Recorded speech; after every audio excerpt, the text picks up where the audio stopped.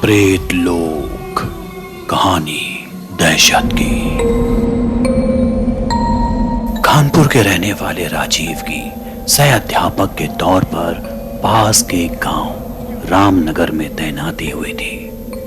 काफी मशक्कत के बाद उसे रहने के लिए एक मकान मिला था। गांव के आखिर में पुराना मकान, लगता था जैसे कई सालों से यहाँ कोई रहने नहीं आया।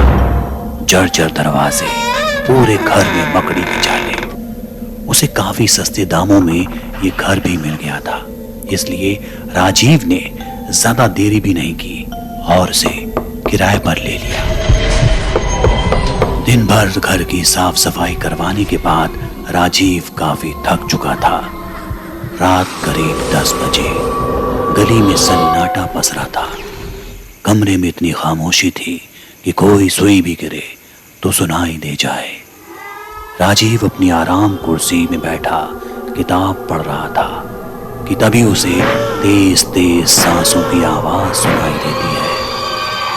कमरे में उसके अलावा कोई नहीं था, तो फिर ये आवाज किसकी?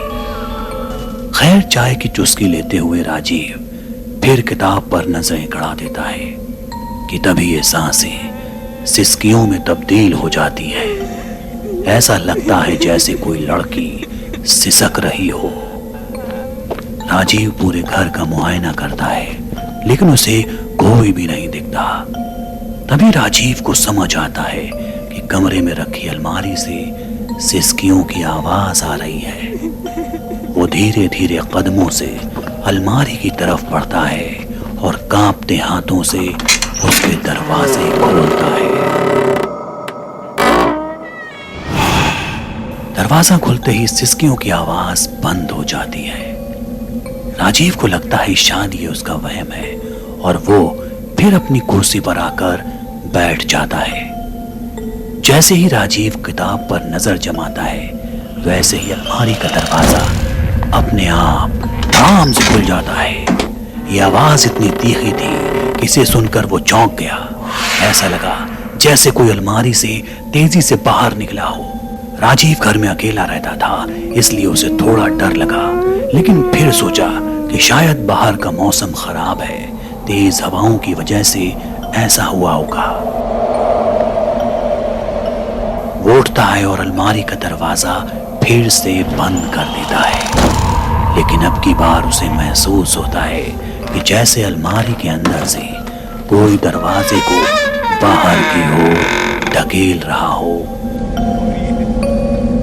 राजीव फिर भी दरवाजा बंद करने की कोशिश करता है, लेकिन अचानक अलमारी के अंदर से बदबू आने लगती है। वो तुरंत अलमारी का दायां दरवाजा खोलता है तो नीचे की तरफ उसे लाल खून फैला दिखाई देता है। वो समझता है कि शायद कोई चूहा दरवाजे में दबकर मर गया होगा। राजीव दोबारा अपनी कुर्सी की तरफ लौटने लगता है कि तभी उसके कान में हल्की सी ठंडक महसूस होती है। ऐसा लगता है कि मानो कोई इसके कानों को छू कर निकला हो। तभी अलमारी के अंदर से एक अजीब सी चुभन भरी आवाज आती है जो पूरे कमरे को भयानक शोर से भर देती है। राजीव इसके लिए तैयार नहीं था। वो इस शोर को सुनकर घबरा जाता है। बिना कुछ सोचे समझे वो घर से बाहर भागता है और अपने पड़ोसी अभिषेक के पास पहुंचता है। राजीव की सारी बातें सुन अभिषेक को अपने कानों पर यकीन नहीं होता। अभिषेक अपने साथ आस पड़ोस के और लोगों को लेकर राजीव के साथ उसके घर पहुंचता है। पूरे घर का जायजा लेने के बाद वो राजीव को बताता है कि शायद ये उसका वहम होगा, लेकिन अभिषेक के चेहरे से लग रहा था कि वो कुछ छिपा रहा है। हालांकि सभी लोग उस कमरे में पहुंचते हैं जहां वो अलमारी रखी होती है। अलमारी के दरवाजे अभी भी बंद थे। राजीव उस अलमारी को देख कांपने लगता है।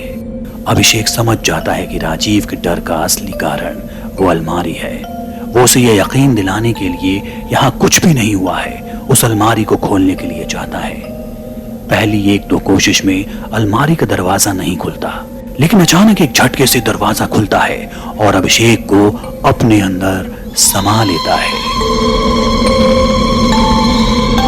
अपनी आंखों के सामने ये देख सभी बुरी तरह चिल्लाने लगते हैं। सभी जोर जोर से अभिषेक का नाम पुकारने लगते हैं, लेकिन कोई भी उस अलमारी के पास जाने की हिम्मत नहीं कर रहा था। तभी धड़ाम की आवाज के साथ अलमारी का दरवाजा खुलता है। उसके अंदर से काला घना धुआं पूरे कमरे में फैल जाता है। एक अजीब सी बदबू पूरे कमरे में फैल जाती है। इसी बीच राजीव को अलमारी के पास अभिषेक नजर आता है। सभी लोग जैसे तैसे कर अभिषेक के पास पहुंचते हैं। धीरे धीरे कमरे में फैला घना काला धुआं छटता है। सभी की नजरें अभिषेक पर पड़ती हैं, लेकिन उसे देख सभी के होश फाख्ता हो जाते हैं। दरअसल अभिषेक का आधे से ज्यादा शरीर जला हुआ था। जगह जगह मांस में काले धब्बे बने हुए थे। गले पर मोटे तीखे दांतों के निशान थे। सिर बीच से फटा हुआ था, जहां से खून बूंद बूंद कर बह रहा था। हालांकि उसकी सांसें अभी भी धीरे धीरे चल रही थी, मगर अब वो सिर्फ एक जिंदा लाश की तरह नजर आ रहा था। तभी उनमें से एक आदमी 2 घर छोड़कर रहने वाले पीर बाबा के पास पहुंचता है। ये बाबा इस इलाके में करीब 50 सालों से रह रहे थे। वो यहाँ सबको और सबके बारे में जानते थे। बाबा सारी घटना को सुनते हैं और फिर खुलासा करते हैं ऐसी कहानी का जिसको जिसने भी सुना उसकी रूह कांप गई। पीर बाबा बताते हैं कि घर में एक लड़की की रूह है जिसने अभिषेक से अपनी मौत का बदला लिया है। वो शख्स हैरत में पड़ जाता है। अभिषेक से बदला? फिर होता है पूरी कहानी का खुलासा। दरअसल कुछ सालों पहले इस घर में धर्मवीर नाम का करीब 40 साल का एक शख्स रहा करता था। पुलिस से बर्खास्त किया जा चुका धर्मवीर बर्ताव से जालिम था। शराब के नशे में चूर रहने वाला इंसान, ना किसी से बात करना, ना ही किसी से अच्छा बर्ताव रखना। इसी वजह से उसकी पत्नी भी उसे छोड़कर चली गई। धर्मवीर के घर का सारा काम एक नौकरानी बिंदिया किया करती थी। वो उसे अच्छी पगार तो देता था, लेकिन गांव में किसी और के घर का काम करने पर पाबंदी लगा रखी थी। हालांकि मोटा पैसा मिलने पर बिंदिया भी इस पर राजी थी। एक शाम जब बिंदिया उसके घर काम करने आई तो धर्मवीर के साथ उसका पड़ोसी अभिषेक भी शराब पी रहा था। धर्मवीर अभिषेक को कुछ इशारा करता है और अभिषेक उठकर चल देता है और दरवाजा बाहर से बंद कर देता है। बिंदिया किचन में थी तो उसे पता नहीं चलता कि अभिषेक ने बाहर से दरवाजा बंद कर दिया है। उस दिन धर्मवीर का बर्ताव थोड़ा अलग था। धर्मवीर उसे गंदी नजरों से देख रहा था। वो बिंदिया के पास आता है और उसे पीछे से पकड़ लेता है। इस पर वो घबराकर इसका विरोध करती है। थोड़ी धक्का मुक्की के बाद जब धर्मवीर नहीं मानता तो नौकरानी उसे जोरदार थप्पड़ मारकर बाहर की तरफ भागती है। लेकिन दरवाजा तो बंद था और अभिषेक बाहर खड़ा पहरेदारी कर रहा था। बिंदिया अभिषेक से विनती करती है कि दरवाजा खोल दे, लेकिन वो मुस्कान भरी नजरों से बस उसे निहारे जा रहा था। धर्मवीर बिंदिया को पकड़कर कमरे में लाता है और उसके साथ बलात्कार की कोशिश करता है। लेकिन इसी बीच कुछ लोग शोर सुनकर उसके घर तक आ जाते हैं। अभिषेक ये देख वहां से फरार हो जाता है। लोगों को आता देख धर्मवीर बिंदिया का मुंह बांधकर अलमारी में बंद कर देता है और लोगों को बताता है कि यहाँ सब कुछ ठीक है। लोग उसकी बात को सच मानकर वापस चले जाते हैं। बिंदिया अभी भी अलमारी में बंद थी।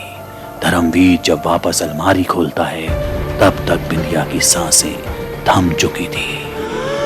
धर्मवीर उसके मुंह में बंधा कपड़ा हटाता है, लेकिन दम घुटने से उसकी मौत हो चुकी थी।